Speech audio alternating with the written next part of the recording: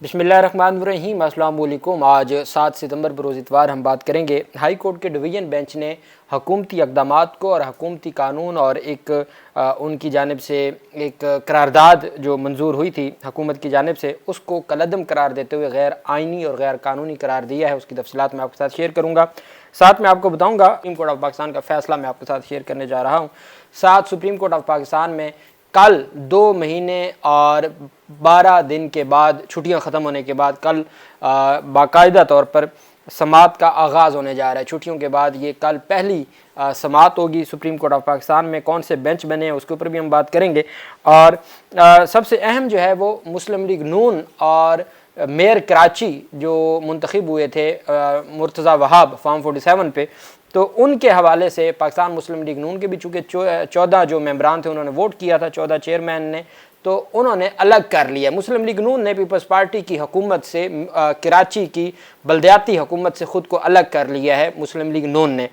اس کی کیا وجوہات ہیں اسی سے ہم شروع کرتے ہیں اور پھر ہم سپریم کورٹ آف پاکستان کی طرف آ جاتے ہیں۔ کراچی میں مرتضی وہاب چونکہ پاکستان تحریک انصاف اور جماعت اسلامی کا مینڈیٹ تھا، ان سے وہ چھینا گیا اور وہ دیا گیا پیپلز پارٹی کو۔ مرتضی وہاب میئر بنے، اس وقت وہ چیئرمین بھی نہیں تھے، بعد میں 6 مہینے بعد وہ منتخب ہوتے ہیں چیئرمین، اور میئر وہ پہلے بن گئے تھے۔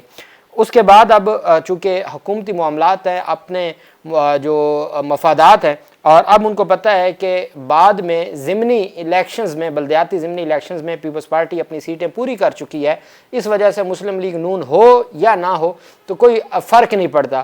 لیکن مسلم لیگ نون نے کراچی میں اپنی سیاست کو بہتر کرنے کی کوشش کرتے ہوئے خود کو الگ کر لیا ہے مرتضی وہاب کی حمایت سے، مرتضی وہاب کی حکومت سے۔ چونکہ کراچی میں بلدیاتی حکومت مرتضی وہاب میئر ہیں تو ان سے اپنے آپ کو الگ کر لیا ہے۔ مسلم لیگ نون نے باضابطہ طور پر پاکستان پیپلز پارٹی اور پی پی کی قیادت میں قائم بلدیاتی حکومت اور میئر کراچی مرتضی وہاب کی حمایت واپس لینے کا اعلان کر دیا ہے، جس کی وجہ ان کی خراب کارکردگی، وعدے پورے کرنے میں ناکامی اور انتظامی معاملات سے مسلم لیگ نون کو الگ رکھنا قرار دیا ہے۔ سٹی کونسل میں پریس کانفرنس کرتے ہوئے مسلم لیگ نون کے پارلیمانی لیڈر فیروز خان نے پیپلز پارٹی کو سخت تنقید کا نشانہ بناتے ہوئے کہا کہ میئر کے انتخاب سے قبل کیے گئے وعدوں کی مکمل خلاف ورزی کی گئی ہے۔ پنجاب میں پیپلز پارٹی جیسے بلیک میل کرتی ہے مسلم لیگ نون کو، اب مسلم لیگ نون کراچی میں پیپلز پارٹی کو بلیک میل کر رہی ہے۔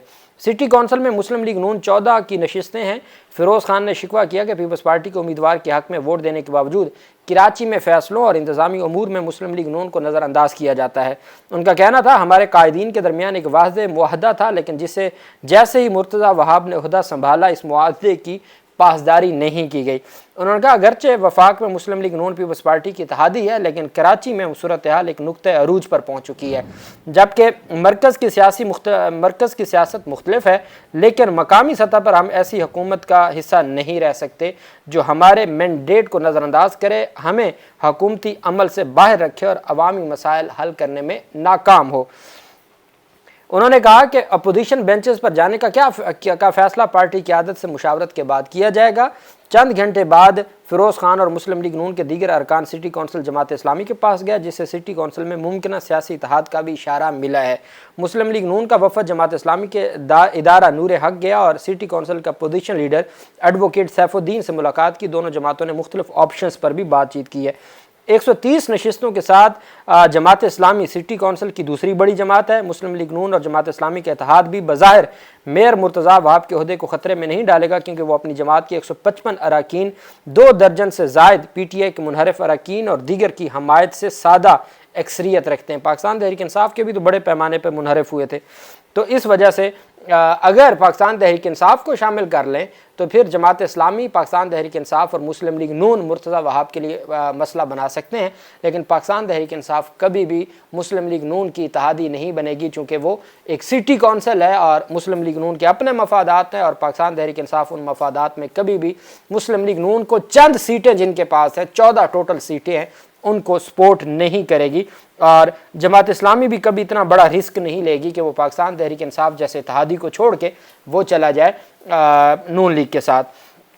وہیں پہ جو دوسری بڑی پیشرفت سامنے آئی ہے وہ ہے جناب والا پاکستان تحریک انصاف کی جانب سے، چونکہ وقتاً فوقتاً سپریم کورٹ آف پاکستان میں پھر عدلیہ کے جو معاملات ہیں اس کے اوپر بات چیت ہوتی رہتی ہے، اب پاکستان تحریک انصاف نے منصور علی شاہ صاحب کے خطوط، عطر من اللہ صاحب کی گفتگو اور بابر ستار اور سردار اعجاز خان کے خطوط کی حمایت کی۔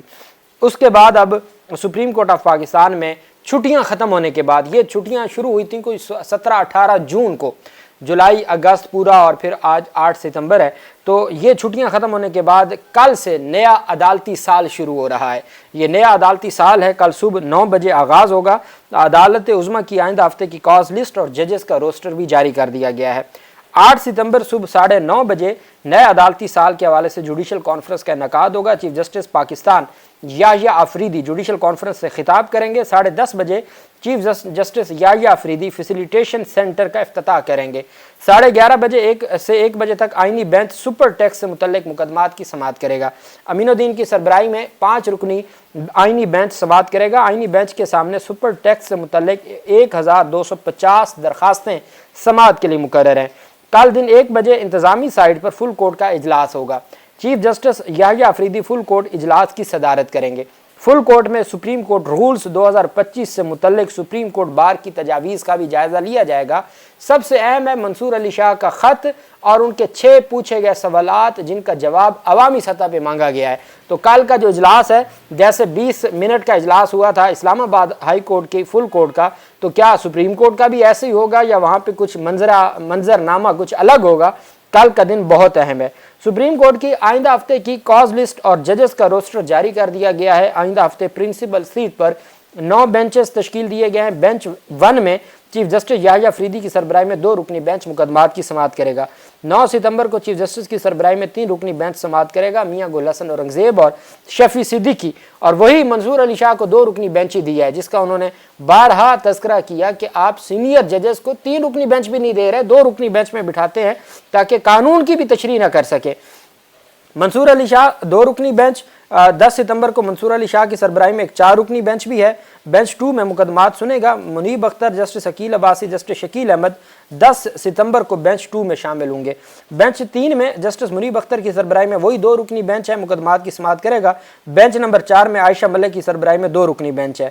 یہ جو منصور شاہ، منیب اختر اور عائشہ ملک، ان کے 2 رکنی بینچ ہیں، اور چند مقدمات کے لیے ایک 4 رکنی بینچ بھی ہے منصور علی شاہ کا۔ باقی عطر من اللہ کی سربراہی میں 3 رکنی بینچ مقدمات کی سماعت کرے گا۔ اس میں جو ہے وہ عطر من اللہ اور جسٹس ملک شہزاد بھی ہوں گے۔ 3 رکنی بینچ بھی ہوگا اور عطر من اللہ کی سربراہی میں 2 رکنی بینچ بھی ہوگا، بینچ نمبر جو 6 ہے۔ بینچ نمبر 7 میں شاہد وحید اور مسرت ہلالی ہوں گی۔ بینچ 8 میں ہاشم کاکڑ کی سربراہی میں 3 رکنی بینچ مقدمات کی سماعت کرے گا۔ بینچ نمبر 2 میں جسٹس شکیل اور جسٹس عامر فاروق پر مشتمل ہوگا۔ تو یہ روسٹر جاری کیا گیا ہے سپریم کورٹ آف پاکستان کا اگلے ہفتے کا مقدمات کی سماعت کے لیے۔ کل پہلے جوڈیشل کانفرنس ہوگی نئے سال کے آغاز پر، اس کے بعد آئینی بینچ 5 رکنی آئینی بینچ سپر ٹیکس سے متعلق مقدمات کی سماعت شروع کرے گا۔ 1 بجے full court of the supreme court ہوگا، اور پھر اگلے ہفتے سے جو مقدمات کی کاز لسٹ بھی جاری کر دی گئی ہے اور مقدمات کے لیے روسٹر بھی جاری کر دیے گئے ہیں۔ وہیں پہ سپریم کورٹ آف پاکستان میں ایک اہم کیس کی سماعت تھی، اور عدالت میں بڑی دلچسپ صورتحال اس وقت بنی جب جسٹس ملک شہزاد صاحب نے کہا کہ وکیل صاحب آپ جتنا زور لگا لیں، آپ کے ملزم کو، آپ کے کلائنٹ کو ضمانت نہیں مل سکتی۔ عدالت میں سماعت ہوئی۔ دوران سماعت حسن اظہر رضوی اور ملک شہزاد کا یہ بینچ تھا۔ دوران سماعت جسٹس حسن اظہر رضوی نے استفسار کیا۔ منشیات فروخت کے ملزم کی ضمانت کی درخواست پر سماعت ہوئی۔ دوران سماعت جسٹس حسن اظہر رضوی نے استفسار کیا کہ ملزم کے خلاف چالان تاخیر سے کیوں جمع ہوا، کیا اتنی بڑی انکوائری تھی جو اتنا وقت لگ گیا؟ سرکاری وکیل نے موقف اختیار کیا کہ ملزم منشیات کی پڑیاں فروخت کرتے ہوئے پکڑا گیا تھا۔ ملزم کے وکیل نے کہا کہ اس پر اسمگلنگ کا کوئی الزام نہیں ہے، لیکن جسٹس شہزاد ملک نے ریمارک دی کہ منشیات کی برآمدگی پر سیکشن 9C لگ جاتا ہے، یہاں ضمانت کا کیس نہیں بنتا۔ انہوں نے مزید کہا وکیل صاحب آپ چاہے جتنی تقریر کر لیں ضمانت نہیں ہو سکتی چونکہ 9C لگا ہوا ہے۔ دوران مکالمہ جسٹس شہزاد ملک نے ہنستے ہوئے کہا آج کل آپ کے ستارے گردش میں ہیں۔ یہ ریاست علی آزاد صاحب تھے جو سابق صدر ہیں لاہور ہائی کورٹ اسلام آباد ہائی کورٹ بار ایسوسی ایشن کے، اور ان کو مسکراتے ہوئے ملک شہزاد نے کہا کہ آپ کے ستارے گردش میں ہیں۔ جسٹس حسن اظہر رضوی کی سربراہی میں 2 رکنی بینچ نے سماعت کرتے ہوئے ان کی درخواست کو مسترد کرنے کا جب کہا تو انہوں نے کہا جی ہم اپنی درخواست واپس لے لیتے ہیں۔ سپریم کورٹ نے خاتون ٹیچر کے تبادلہ سے متعلق عدالتی فیصلے کے خلاف صوبائی حکومت کی اپیل خارج کر دی۔ سماعت کے دوران ایڈیشنل ایڈوکیٹ جنرل نے موقف اختیار کیا کہ خاتون کا تبادلہ عوامی مفاد میں کیا گیا تھا، تاہم جسٹس حسن اظہر رضوی نے کہا کہ کیس میں عوامی نہیں بلکہ ذاتی مفاد جھلک رہا ہے۔ انہوں نے کہا خاتون کو 50 کلومیٹر دور بھیج دیا گیا جہاں وہ 1 سال تک ڈیوٹی کے لیے جاتی رہیں۔ بعد ازاں قریبی سینٹر پر تبادلہ کیا گیا لیکن 15 دن بعد ہی واپس لے لیا گیا۔ جسٹس حسن اظہر رضوی نے استفسار کیا کہ یہ سب عوامی مفاد میں ہو رہا ہے۔ جسٹس حسن اظہر رضوی کی سربراہی میں 2 رکنی بینچ نے صوبائی حکومت کی اپیل کو مسترد کر دیا۔ تو یہ سپریم کورٹ آف پاکستان کی جانب سے صوبائی حکومت نے یہ اپیل دائر کی تھی کہ اس خاتون کا جو ہے وہ تبادلہ جو ہے وہ درست ہے۔ اس کے اوپر پھر عدالت کی جانب سے یہ بڑا فیصلہ سامنے آیا اور عدالت نے جو ہائی کورٹ کا فیصلہ تھا جس میں اس خاتون کا تبادلہ ہوا تھا وہ درست قرار دیا اور حکومتی اپیل کو مسترد کر دیا۔ یہ عدالت کی جانب سے ایک بڑا فیصلہ سامنے آیا۔ اب ہم آ جاتے ہیں سندھ ہائی کورٹ کے ڈویژن بینچ کے حوالے سے۔ میں نے آج صبح اس کے اوپر تھوڑی سی بات کی تھی لیکن اب مکمل فیصلہ اور تفصیلات میرے سامنے آئی ہیں اور وہ میں نے لیگل انالیسس جو ہمارا دوسرا چینل ہے اس کے اوپر میں نے کچھ چیزیں اس کی شیئر کی تھیں۔ سندھ ہائی کورٹ میں پاکستان تحریک انصاف اور جماعت اسلامی کی ایک مشترکہ درخواست تھی جس میں بلدیاتی اداروں کے پاس اختیارات نہ ہونا کراچی میں اور جو ان کی جانب سے غیر قانونی احکامات ہیں ان کو چیلنج کیا گیا تھا۔ 2 رکنی بینچ تھا سندھ ہائی کورٹ کا، جسٹس فیصل کمال عالم اور جسٹس محمد حسن اکبر۔ انہوں نے تفصیلی فیصلہ جاری کرتے ہوئے سندھ ہائی کورٹ نے کراچی شہر کے تمام عوامی پارکوں اور کھیل کے میدانوں میں حکومت کی جانب سے جو کمرشل سرگرمیوں کے لیے دیا جاتا ہے، کوئی شادی کا کسی کا فنکشن ہے اس پہ دے دیا، پیسے لے لیے، تو سرکار جو پیسے لے کے جو عوامی میدان ہیں یا پارک ہیں یا کھیلوں کے میدان ہیں وہ تجارتی سرگرمیوں کے لیے دے رہی تھی، اس سے روکتے ہوئے ان اقدامات کو غیر آئینی قرار دے دیا۔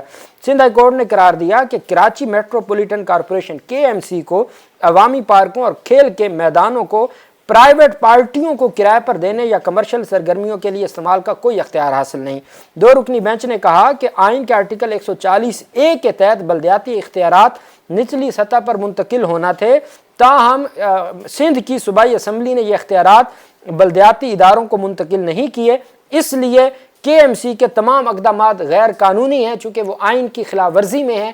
آئین کا آرٹیکل 140 کہتا ہے کہ آپ تمام اختیارات بلدیاتی نمائندوں کو دیں کہ جو سندھ حکومت نے وہ نہیں دیا، اس وجہ سے KMC جو کراچی کا میٹروپولیٹن ادارہ ہے اس کے پاس کوئی اختیار نہیں ہے کہ وہ کوئی کارروائی یا اقدامات کرے۔ جیسے CDA کو تحلیل کرنے کا کہہ دیا تھا جسٹس محسن اختر کیانی نے، عدالت نے کہا پارک صرف بطور پارک کی استعمال کے لیے رہنے چاہیے، جو پلاٹ کو کسی اور مقصد کے لیے استعمال نہیں کیا جا سکتا، پبلک پرائیویٹ پارٹنرشپ کے نام پر پلاٹ کے اصل مقاصد کو تبدیل نہیں کیا جا سکتا۔ سٹی کونسل، وہی جس کا بھی میں ذکر کر رہا تھا، مرتضی وہاب کی حکومت کی جو اسمبلی ہے جس کو سٹی کونسل کہتے ہیں، بلدیاتی اسمبلی، سٹی کونسل کی قرارداد نمبر 134 کو کالعدم قرار دے دیا جس کے تحت مختلف پارکوں کو کمرشل سرگرمیوں کے لیے دیا گیا تھا۔ اس قرارداد کو جو سٹی کونسل کی یعنی بلدیاتی اسمبلی کی جو قرارداد تھی یا قانون تھا اس کو کالعدم قرار دے دیا۔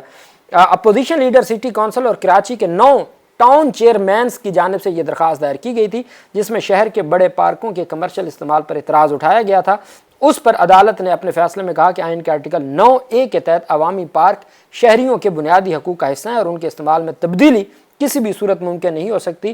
اس وجہ سے KMC کو اختیارات استعمال کرنے سے بھی روک دیا، غیر قانونی جو احکامات سے بھی روک دیا، اور اسمبلی کے جو بلدیاتی نمائندوں کو اختیارات نہیں دیے گئے اور بلدیاتی حکومتوں کو اختیارات نہیں دیے گئے، اس کو غیر آئینی کہا، اور ساتھ جو قرارداد نمبر 134 ہے سٹی کونسل کی اس کو بھی کالعدم قرار دے دیا۔ Division bench of Sindh high court نے یہ PTI اور جماعت اسلامی اپوزیشن کے 9 جو ٹاؤنز کے چیئرمینز کی یہ درخواست تھی مشترکہ جو منظور ہوئی ہے اور عدالت نے حکومت کے خلاف یہ فیصلہ دیا ہے۔ اللہ پاک پاکستان کا حامی و ناصر ہو۔ بہت شکریہ۔ اللہ حافظ۔ پاکستان زندہ باد۔